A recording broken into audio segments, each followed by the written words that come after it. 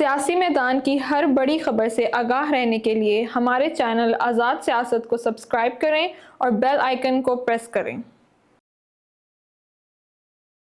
बिस्मिल्लाहिर्रहमानिर्रहीम। अस्सलाम वालेकुम। आजाद डिजिटल के प्लेटफॉर्म के साथ मैं हूं आपकी होस्ट सलीना मुजफ्फर और मेरे साथ मौजूद हैं मुजम्मिल सोहरवर्दी साहब। सर, कैसे हैं आप?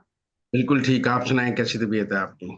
अल्लाह का शुक्र, अल्हम्दुलिल्लाह। सर, कल मौलाना साहब ने और चेयरमैन बिलावल भुट्टो ने एक ज्वाइंट कॉन्फ्रेंस की है और इसमें मौलाना ने कहा है कि हम एक अब पहुंच गए हैं एक कंसेंसस पे और वो अपने ड्राफ्ट से पीछे नहीं हटने वाले।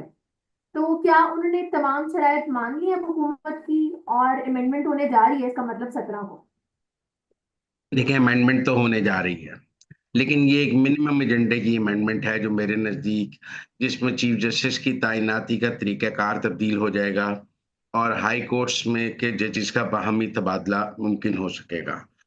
अगर बिल्कुल। चीफ जस्टिस की तैनाती का तरीक़ाकार तब्दील हो जाता है और जजेस के हाई कोर्ट्स में बाहमी तबादले की तरमीम हो जाती है, तो हुकूमत का 90% एजेंडा पूरा हो जाता है। बाकी काम ना भी हो या आईनी अदालत बने ना बने, आईनी बेंच बने, वो बात की बात है। वो अगली किसी तरमीम में भी देखा जा सकता है। फौरी मसला तो चीफ जस्टिस पाकिस्तान की तैनाती है। अगर उसका तरीक़ाकार आइन में तब्दील कर दिया जाता है तो हुकूमत ने जिस मकसद के लिए मंसूर अली शाह का नोटिफिकेशन रोका हुआ है वो पूरा हो जाता है। और अगर जजेस के हाई कोर्ट्स के बाहमी तबादलों की इजाज़त मिल जाती है आइन में, तो और उसका तरीक़ाकार आ जाता है, तो फिर हुकूमत का काफ़ी काम मुकम्मल हो जाएगा। बाकी जो है वो तरमीम, मैंने कहा ये एक तरमीम नहीं है। पहली तरमीम मुश्किल है। इस पे मौलाना की हाँ सब कुछ, पीटीआई के लोग भी मंजर आम पे आ जाएंगे। उसके बाद आप हर 15 दिन बाद, 20 दिन बाद एक नई तरमीम देखेंगे। और हम आईनी अदालत और चीफ जस्टिस, आईनी अदालत के चीफ जस्टिस, इस सब के हवाले से बाद में और तरमीम भी नई आ सकती हैं। अभी जो मिनिमम एजेंडे पर इत्तेफाक राय हो जाए, उसमें दो पॉइंट बहुत इंपॉर्टेंट हैं, लोग देख लें। एक, चीफ जस्टिस की तैनाती का तरीकाकार, और दूसरा जजेस के हाई कोर्ट्स में बाहमी तबादले। अगर ये दो काम हुकूमत के इस तरमीम में हो रहे हैं तो हुकूमत को ये तरमीम काबिल कबूल होगी और वो इसको हंसी खुशी कबूल कर लेगी। और मेरे ख्याल में ये दो दो बातों का रास्ता मौलाना फजलुर रहमान ने दे दिया है। बाकी रास्ते नहीं भी दिए तो वो वक्त के साथ आगे और पैदा हो जाएंगे। मैंने कहा है एक तरमीम नहीं होगी, इसके बाद तरमीम का एक सिलसिला होगा और हम देखेंगे आहिस्ता आहिस्ता अगली तरमीम, फिर उससे अगली तरमीम, और चीजें जो हैं वो आहिस्ता आहिस्ता उसी एजेंडे पर पहुंच जाएंगी जहां हुकूमत लेकर जाना चाहती बिल्कुल ठीक हो गया। सर, पीटीआई में बनता हुआ फॉरवर्ड ब्लॉक और करंट आप क्या इनकी स्ट्रेंथ देखते हैं? उसके अलावा मुझे ये बताएं कि क्या अमेंडमेंट से पहले कोई और प्रोटेस्ट तो वो अब नहीं करेंगे? है। देखिए, अब 16 तारीख को तो आज है और आज एससीओ की कॉन्फ्रेंस है और आज सारा दिन एससीओ में उनके एहतजाज की कोई कॉल नहीं है। कल इजलास बुला लिया गया है। मुझे नहीं लगता जी। आपको ये एहतजाज की कॉल तरमीम से पहले मुमकिन है। और अभी कोई तहरीक इंसाफ एहतजाज के लिए तैयार भी है। मुझे लगता है कि अब जो भी एहतजाज होना होगा वो तरमीम के बाद होगा, जिसमें वकला का ऑल पाकिस्तान वकला कन्वेंशन की कल की करारदाद भी है और पीटीए भी है जो तरमीम के बाद उसके ऊपर एहतजाज करने की बात करेंगे। वो कितना कामयाब है कितना नाकाम है वो वक्त के साथ ही साबित पड़ करेगा कि वकला में कितनी तकसीम है और पीटीआई में कितनी तकसीम है। लेकिन फिलहाल मुझे तरमीम होती नजर आ रही है और फिलहाल तरमीम से पहले कोई एहतजाज भी नजर नहीं आ रहा। बिल्कुल ठीक हो गया। सर, ये तो जमाइमा ने ट्वीट किया है खान साहब की सेहत के हवाले से, आप इस पे क्या कहेंगे? इस ट्वीट का क्या मकसद था? देखिए, जमाइमा एक स्ट्रेटेजिक एसेट है पीटीआई का। जब भी तहरीक इंसाफ को या इमरान खान को जमाइमा की सियासी जरूरत पड़ी है, मैं जमाइमा ने अपना सियासी कंधा इमरान खान और तहरीक इंसाफ को दिया है।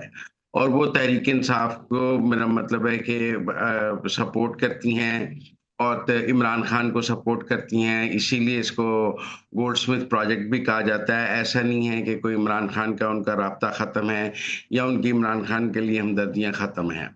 वो बेशक ये आड़ लेती हैं कि जी वो मेरे बच्चों का बाप है तो मैं इसलिए उनकी उसके बारे में केयर करती हूँ। लेकिन अगर बच्चों को अपने बाप से इतना ही प्यार हो तो बच्चे बाप को मिलने के लिए लाहौर जेल, पटियाला जेल आ जाएं। 2 दिन के लिए बच्चों को अडयाला जेल आने से किसी ने रोका है, लेकिन बच्चे बाप को मिलने के लिए अडयाला जेल आने के लिए तो तैयार नहीं है। लेकिन सियासी जरूरत जो है जमाइमा उनकी पूरी करती हैं। सियासी जरूरत में ये ट्वीट कल का जरूरी था, क्योंकि एहतजाज खत्म हो गया था और पीटीआई पाकिस्तान एहतजाज नहीं कर रही थी, तो पीटीआई ओवरसीज ने जमाइमा को लॉन्च करने का फैसला किया ताकि खान की सेहत और एहतजाज और ये ह्यूमैनिटेरियन इशू बनाया जा सके। उसके लिए जमाइमा को इस्तेमाल किया गया, और ये पहली दफा नहीं किया गया। जमाइमा को कई दफा इस्तेमाल किया है। कासिम को इलेक्शन 8 फरवरी को याद आ गया, कल डॉक्टर फैसल की मुलाकात हुई है खान साहब से या नहीं हुई? नहीं हुई। और इसी तरह 8 फरवरी के इंतखाबात पर कासिम की तस्वीरें जो है वो ट्वीट की गई। तो ये इमरान खान की सियासी जरूरत के तहत जमाइमा को इस्तेमाल किया जाता है, और वो इमरान खान की सियासी जरूरत के तहत अपने खुद को अपना किरदार अदा करती हैं, और वो इमरान खान की सियासत का बाकायदा हिस्सा हैं। इसीलिए उनकी जो फॉरेन लॉबी है, जो लॉबिंग है, जो उनकी जीव लॉबी है, ये सब कुछ के लिए जमाइमा और उनके जो भाई हैं वो उनके बारे में कहा जाता है कि वो इमरान खान का बहुत साथ देते हैं। और जो जीव हमायत है, यहूदी हमायत है इमरान खान की, वो गोल्डस्मिथ खानदान की वजह से है। वजीर आला खैबर पख्तूनख्वा अली अमीन गंडापुर सर एकदम गायब हैं सारे मंजर आम से, तो क्या शो करना चाह रहे हैं वो कि उन्होंने खान साहब से खुद को अलहदा कर लिया है और एस्टेब्लिशमेंट को सौंप दिया है खुद को, और वो किसी प्रोटेस्ट का आइंदा फ्यूचर में जो है वो पार्ट नहीं बनने जा रहे हैं और वो अमेंडमेंट की हिमायत में? नहीं, ऐसी बात नहीं है। फिर गायब क्यों है? गायब नहीं है, वो केपी के वजीर आला हैं, केपी में मौजूद हैं। ये जरूर है कि वो 15 तारीख को एहतजाज के हक में नहीं थे, और जो खबरें भी आई हैं कि वो 15 तारीख को एहतजाज के हक में नहीं थे, क्योंकि उन्हें अंदाजा था कि उस एहतजाज की एक कीमत है जो अदा नहीं की जा सकती। वो 15 तारीख को एहतजाज के हक में नहीं थे। लेकिन अगर तरमीम के बाद कोई एहतजाज की कॉल होगी और वो पीटीआई एहतजाज की कॉल देगी, तो गंडापुर उसमें फिर आपको नजर आएंगे, क्योंकि गंडापुर के बगैर तो एहतजाज हो ही नहीं सकता ना। मतलब अगर गंडापुर के बगैर एहतजाज हो सकता होता तो हमाद अजहर साहब एहतजाज कर लेते, उनको किसी ने रोका तो नहीं था। हमाद अजहर साहब तो मोहताज हैं गंडापुर के एहतजाज के लिए। गंडापुर निकलेगा तो एहतजाज में रंग निकलेगा, गंडापुर नहीं निकलेगा तो एहतजाज का कोई रंग नहीं। बाकी तो वीडियो पैगामात हैं खुफिया मुकामात से, नामालूम मुकामात पर बैठ के वीडियो पैगाम देने से तो एहतजाज नहीं होता। एहतजाज तो मैदान में होता है, और मैदान में तो सिर्फ गंडापुर निकलता है, गंडापुर के अलावा तो कोई मैदान में नहीं निकलता। मैं ख्याल है तरमीम के बाद ये एमएनए पर से पाबंदी भी उठ जाएगी और सेनेटर से कि उन्होंने एहतजाज में शिरकत नहीं करनी। फिर इन सबको मैदान में आ जाएंगे तो फिर पता लग जाएगा कि ये जो एमएनए हैं ये अपने इलाके से कितने लोग लाते हैं और क्या होता है। लेकिन मुझे तरमीम के बाद एक एहतजाज का राउंड जरूर नजर आता है। बिल्कुल ठीक हो गया सर, बहुत शुक्रिया आपके टाइम का। आपसे मुलाकात होगी कल नए टॉपिक्स के साथ, तब तक के लिए दें मुझे इजाजत, अपना ख्याल रखें, अल्लाह हाफ़िज़।